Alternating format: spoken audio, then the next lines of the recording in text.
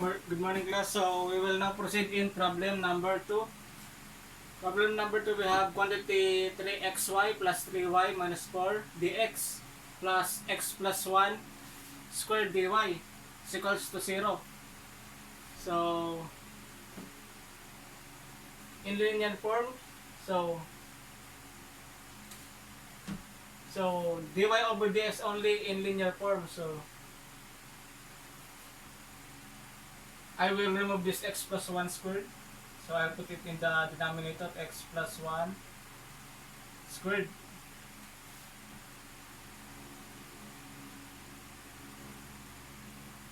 Then dy over dx, so I'll put it in the denominator also.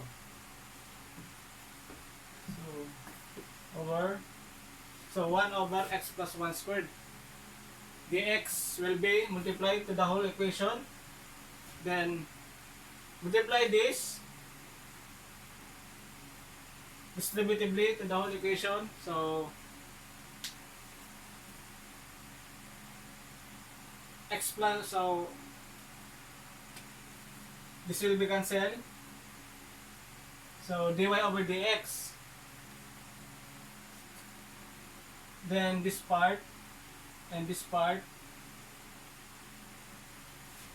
So dx will be cancelled. So we will have dy over dx plus 3xy plus 3y minus 4 over x plus 1 squared is equals to 0.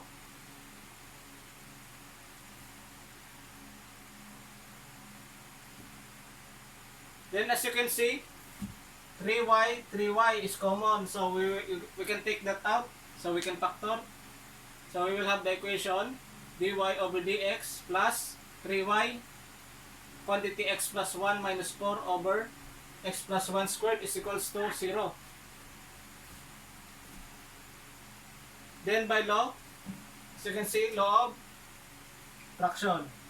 So you can simplify dy over dx is plus 3y quantity x plus 1 over x plus 1 squared minus 4 over x plus 1 squared is equals to 0. So we can simplify this. This will be deleted. So by simplifying, this will be deleted.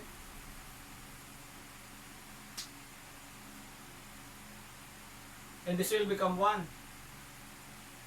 So the result of the equation will be dy over dx plus 3y over x plus 1 is equals to 4 over x plus 1 squared.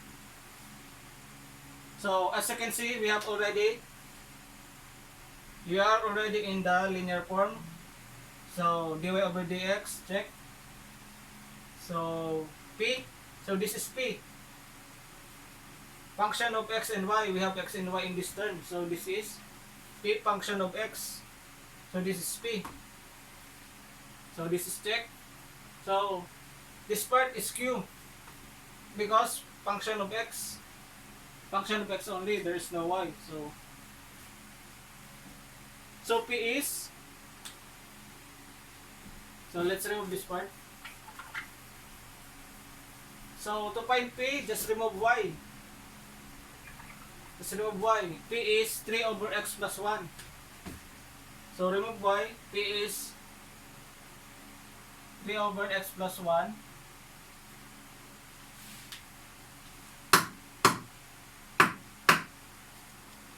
So after determining the p,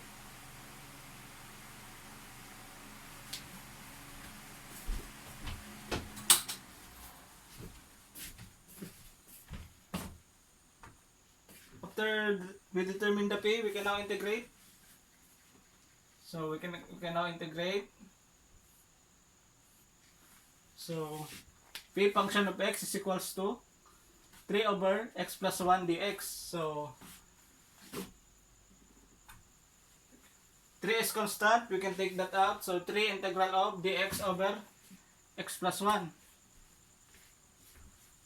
So as you can see, this is exponent 1 as law of integration u raised to 1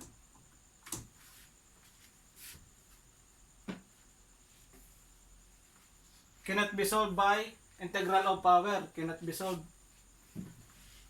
So cannot be solved by integral of power. So if the exponent is 1, so this term is exponent of 1. Exponent of 1, we cannot solve integral of power. So we cannot solve that by using integral of power. We can only solve it by ln du over u. So as you can see, du over u, so we have dx. So as you can see, this is, as I discussed in integration from our previous solved problem, this is u. The binomial is always u.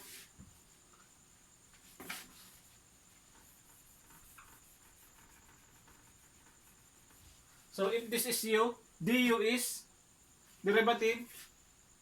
So derivative is dx plus 0.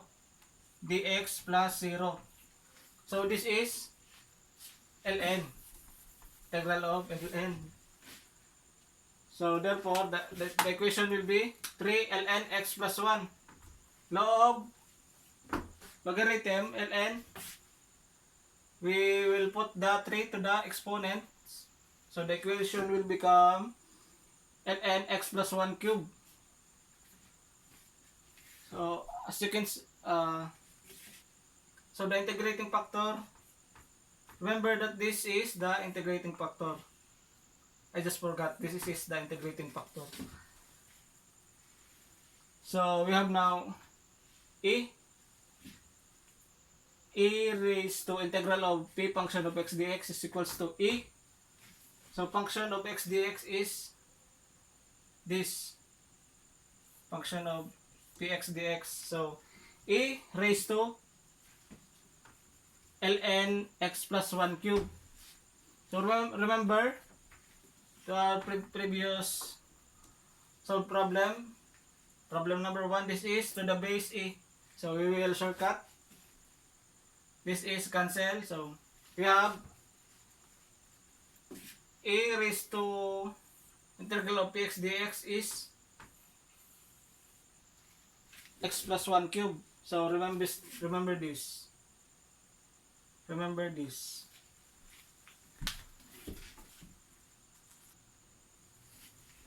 So e integral of px dx is equals to x plus 1 cube. So this is step 2. So we are already done in step 1. So I forgot. So let's evaluate first the equation because I forgot. So this problem is not a variable separable because we cannot group the x with the x and y with the y. This is not homogeneous because, as you can remember, this term dx is a function of x and y, and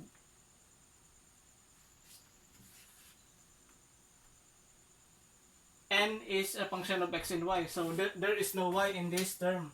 So this is not homogeneous. So you can do exact differential equation, but you need to test the exactness.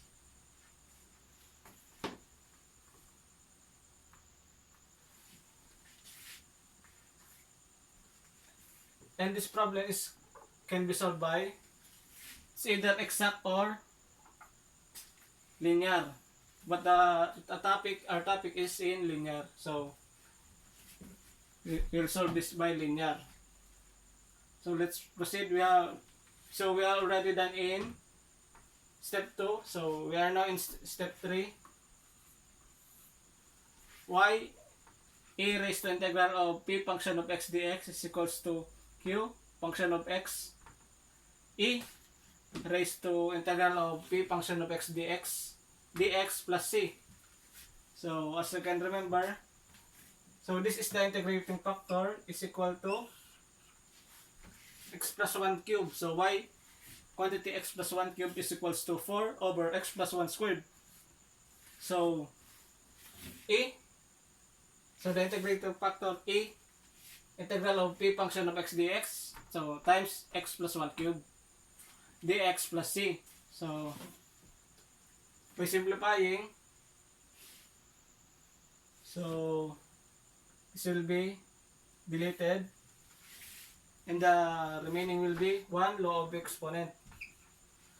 So the resulting equation is 1 quantity x plus 1 cube plus 4 integral of x plus 1 dx plus c. So this is a integral of a power. So do not distributively multiply dx. Do not distribute that, because this is raised to 1 and x plus 1 is the same as x plus 1. So this is the same, this is the same, so do not multiply dx distributively. So do not multiply that. So this is a integration of power, because u raised to n du. So as you can see, if you find the derivative of u, so if you let this u, so derivative is dx plus, so derivative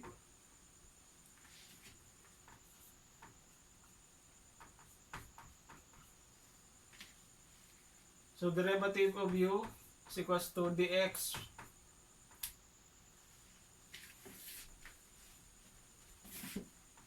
plus 0. So this is a integral of power. So this is n, 1 is n, and derivative of this binomial is dx. So derivative of this binomial is dx, and we have n. We have n which is equal to 1. So this is a integral of power. So therefore, the equation will become y quantity x plus 1 cube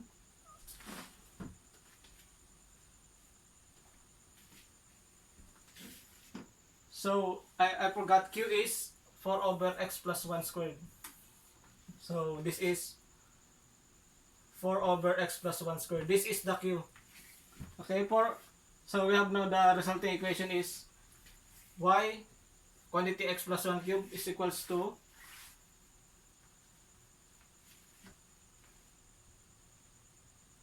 is equals to 4 quantity x plus 1 squared over 2. So this is integral power plus c. So we can solve in terms of y. So we can remove this x plus 1 raised to 3 by multiplying the whole equation by x plus 1 raised to negative 3 to the whole equation. So we multiply that to the whole equation. So law of exponent, this will be deleted. This will be deleted, and 2 plus negative 3 is negative 1. So the resulting equation is y is equals to 2 quantity x plus 1 raised to negative 1 plus c quantity x plus 1 raised to negative 3. So this is the final answer.